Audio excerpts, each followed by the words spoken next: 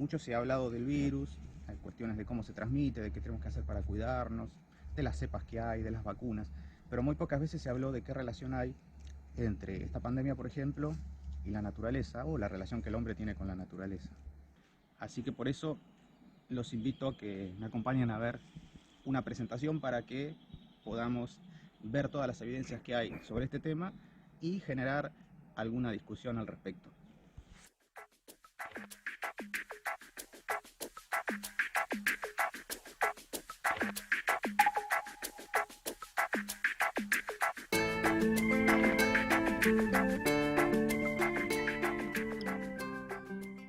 Hoy en día la mayoría de las personas sabe que la pandemia por este nuevo coronavirus se originó en diciembre del 2019 en un mercado de Wuhan, en China, un mercado en el que se vendían animales salvajes vivos y muertos, y que rápidamente el virus se extendió por todo el mundo.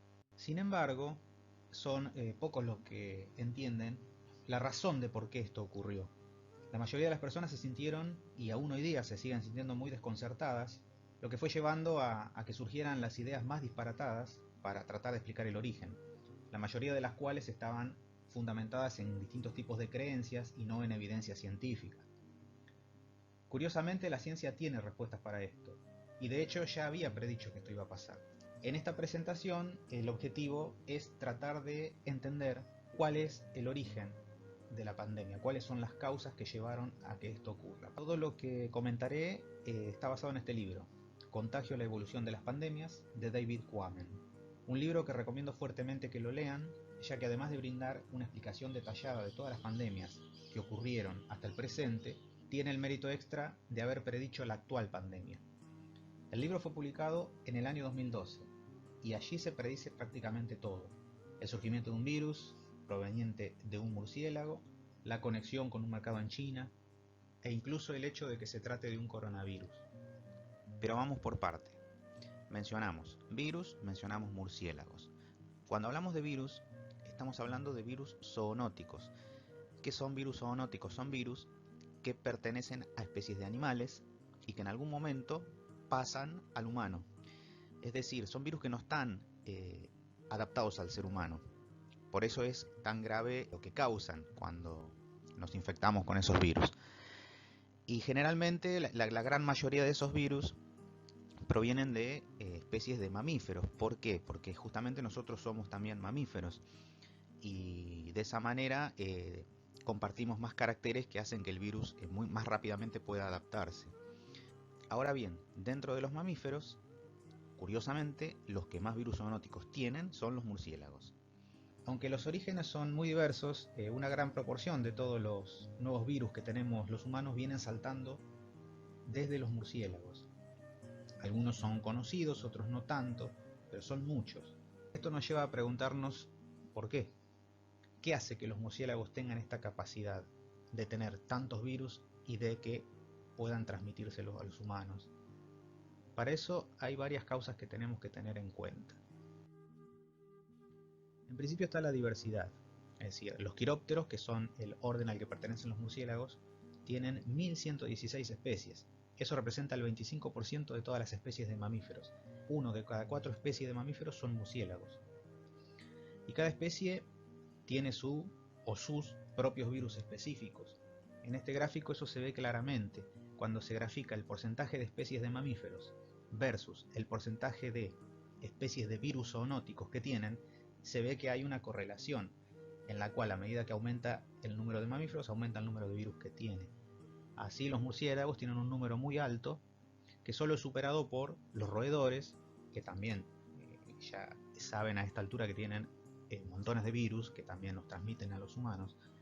Y fíjense la diferencia, que es mucho más baja para el caso, por ejemplo, de los primates. Pongo ese ejemplo porque el chimpancé es el hospedador natural del virus del SIDA. Otra característica a tener en cuenta es la historia evolutiva. Son un linaje muy antiguo. Tienen más de 50 millones de años de evolución. Esta historia evolutiva lo que permite es la existencia de asociaciones entre virus y murciélagos. Digamos, a lo largo de la evolución, además, los murciélagos se han diversificado en diferentes modos de alimentación, habiendo insectívoros, frugívoros, polinizadores, hematófagos. Cada uno de estos grupos tiene montones de especies y cada una de esas especies tiene sus propios virus. no sé, virus que pueden llegar en algún momento a saltar al humano. Otra característica a tener en cuenta es la abundancia. Los murciélagos son muy abundantes y además son muy sociales. Muchas especies duermen en enormes agregaciones que pueden incluir millones de individuos, que están siempre muy próximos entre sí. Esa proximidad hace que los virus puedan pasarse muy fácilmente entre ellos. No necesitan pasar a través de ningún tipo de red trófica, por ejemplo. Simplemente pueden pasar a través de la orina o las heces que los organismos van produciendo. El hecho de estar tan agregados facilita que eso ocurra. Bueno, este video lo que muestra es justamente un murciélago orinando. A que nadie sabía que orinaban de esa manera.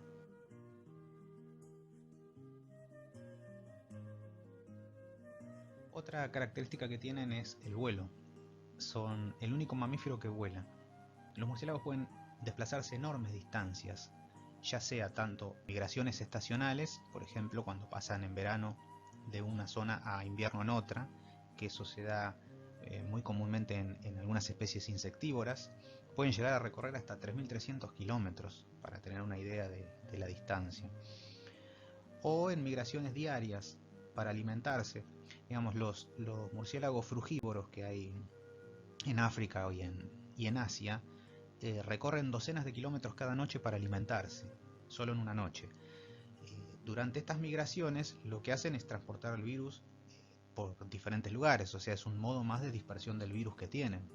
Esto hace que sume, digamos, una causa más a la posibilidad de nosotros encontrarnos con un virus proveniente de un murciélago.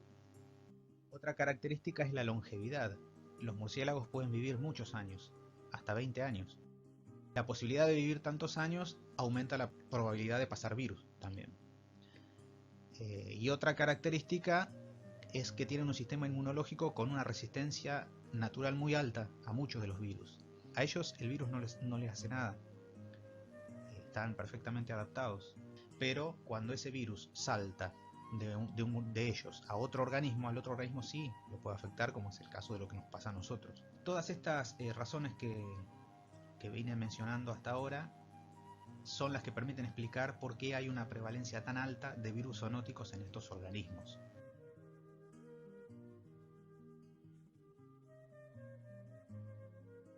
Todo lo contrario, los murciélagos no son plagas y están protegidos tanto por leyes nacionales como internacionales.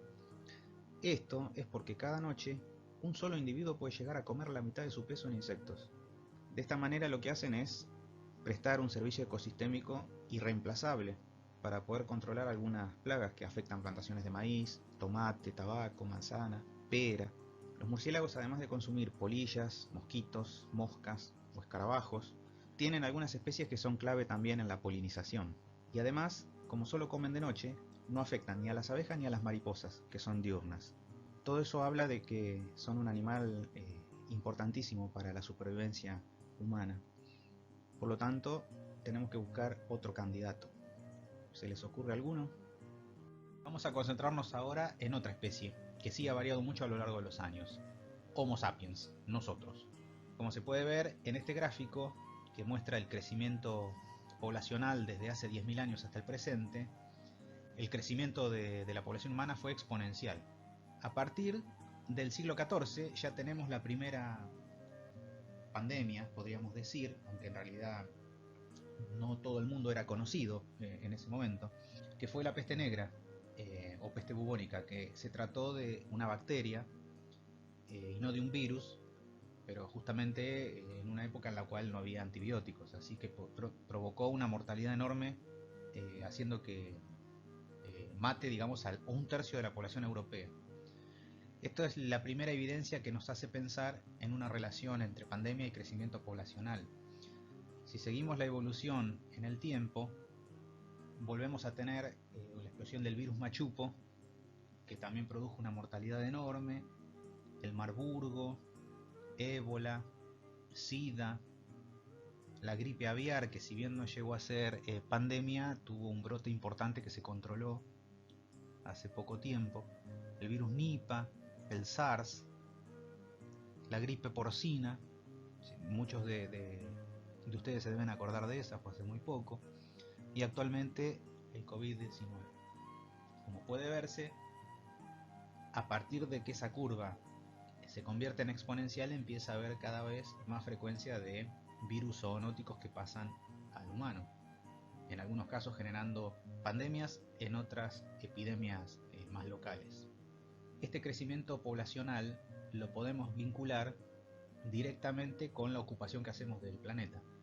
En este mapa se ve que todo lo que está en rojo son áreas impactadas por el ser humano. Es decir, ahí se ve claramente que no hay muchas regiones que no esté con presencia humana. ¿Qué quiere decir esto? Si lo traducimos al tema de la relación con los virus, que cada vez hay menos lugares naturales para que las especies que portan sus propios virus estén alejadas del ser humano. Nosotros cada vez vamos invadiendo más los espacios naturales, entonces por lo tanto tenemos más probabilidad de que algunos de esos virus que tienen los animales salte por azar al ser humano. Y eso, como el crecimiento poblacional es cada vez mayor, es muy probable que cada vez sean más frecuentes este tipo de pandemias. Las áreas más populosas están en Asia, donde además las condiciones de vida, el hacinamiento y, bueno, en algunos casos incluso la pobreza y cuestiones religiosas hacen que sea una de las zonas donde es muy probable que se dé más este tipo de contacto virus humano. Y justamente fue allí donde empezó la pandemia actual. El problema es que estamos destruyendo los hábitats, y los murciélagos, como cualquier otro animal silvestre, lo que busca es comida. Es muy común que los murciélagos frugívoros se acerquen cada vez más a las poblaciones humanas en busca de árboles frutales o los parques. Hace que los virus puedan pasar no solamente directamente a los humanos, sino a veces a través de las mascotas. Para pensarlo de una manera sencilla, cuando entramos en la selva y capturamos un animal salvaje, por ejemplo un murciélago, un pangolín, un chimpancé, un roedor, y este animal tiene un virus, este virus, por una cuestión azarosa, salta a nosotros e ingresa en un humano y comienza a reproducirse y tiene éxito. Le hemos regalado a ese virus una oportunidad única. El virus hoy en día puede viajar por todo el mundo en cuestión de horas, en aviones. Hay vuelos a todas partes del mundo. La peste bubónica mató a un tercio de la población europea, pero en ese siglo, en el siglo XIV, no se podía pasar ni a Norteamérica ni a Australia. En cambio ahora estamos hiperconectados. Y además de ser muy abundantes, somos además muy grandes en tamaño corporal. Nuestro peso total asciende a 340.000 millones de kilos. Solamente el total de todas las especies de hormigas juntas, o de todo el krill que hay en el mar, puede sumar una masa mayor.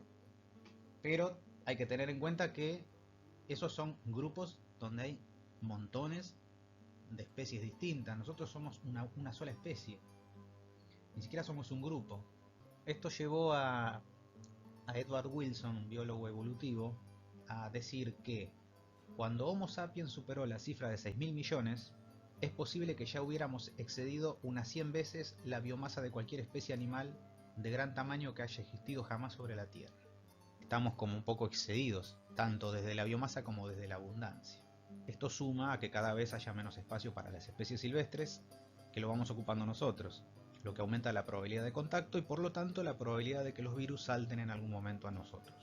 Los humanos somos más abundantes que cualquier otro gran animal en la historia de la Tierra, y eso representa una forma de desequilibrio ecológico. Los desequilibrios ecológicos no pueden continuar para siempre en la naturaleza. En algún momento tiene que haber una corrección natural. Eso es lo que le pasa a muchas especies. Cuando son demasiado abundantes para los ecosistemas, cuando se vuelven plaga, algo les pasa.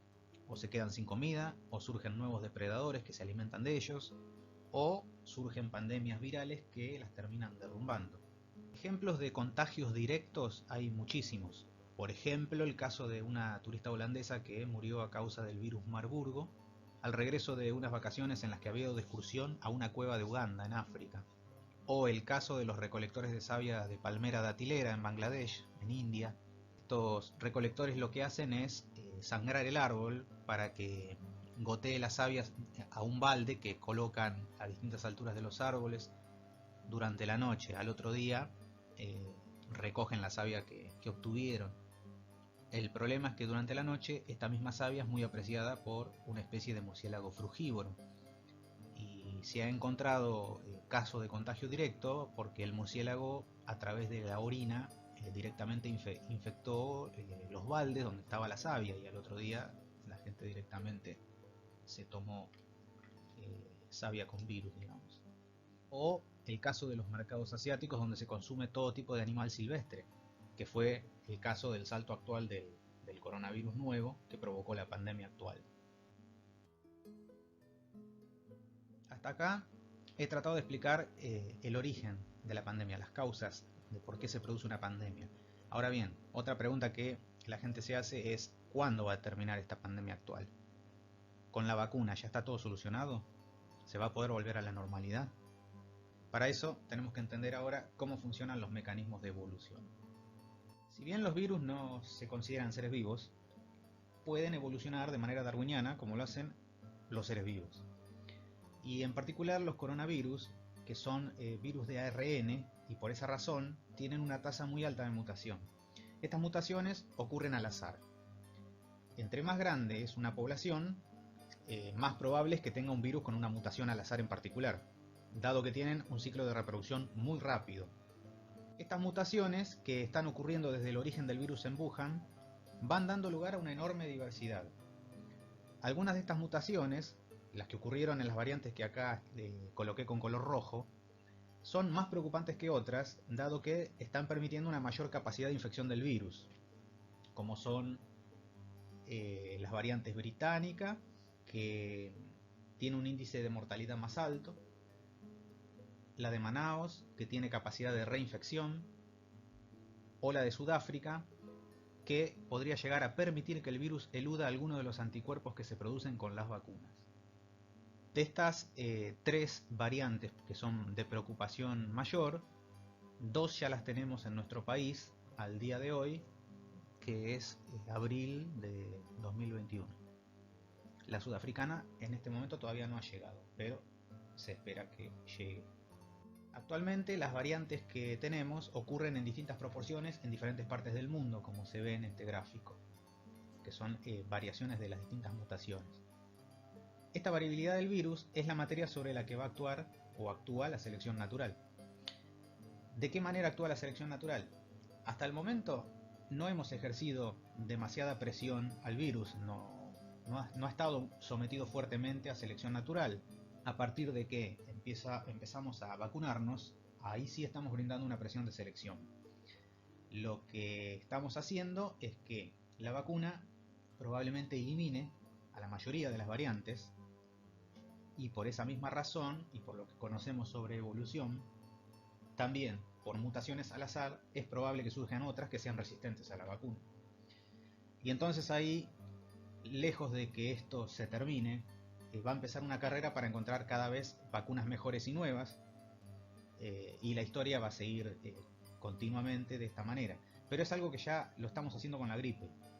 En este caso siempre necesitamos una vacuna cada año porque el virus cambia constantemente. Hasta acá lo que sabemos. La evidencia nos dice que hemos llegado a un punto de desequilibrio tan drástico con la naturaleza que ya no hay vuelta atrás, en tanto no cambiemos nuestra manera de relacionarnos con el ambiente natural. Esta es una oportunidad terrible, pero oportunidad al fin, para comenzar a concientizar, a educar, a empezar a entender que tenemos que cambiar la valoración que estamos haciendo de los ambientes naturales. Todas nuestras decisiones, lo que comemos, la ropa que vestimos, los productos electrónicos que poseemos, los hijos que queremos tener, cuánto viajamos, cuánta energía quemamos, todas estas decisiones suponen una presión al mundo natural. Y estas demandas al mundo natural tienden a acercar los virus que viven en los animales salvajes a nosotros.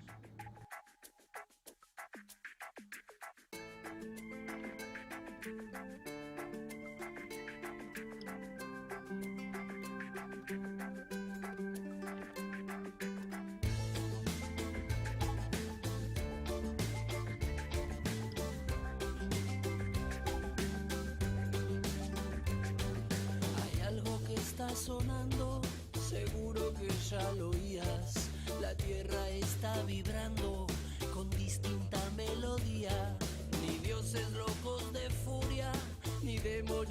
vengativos, ni naves extraterrestres, ni algún cometa perdido. La historia es mucho más clara y tiene también sentido. La tierra se está quitando de encima al peor enemigo. Vienen los cuatro jinetes cabalgando, vienen, digo. Agua, tierra, fuego y aire vienen de tu propio ombligo.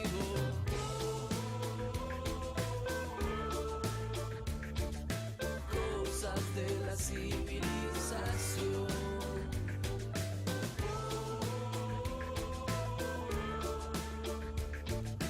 Cosas de la civilización.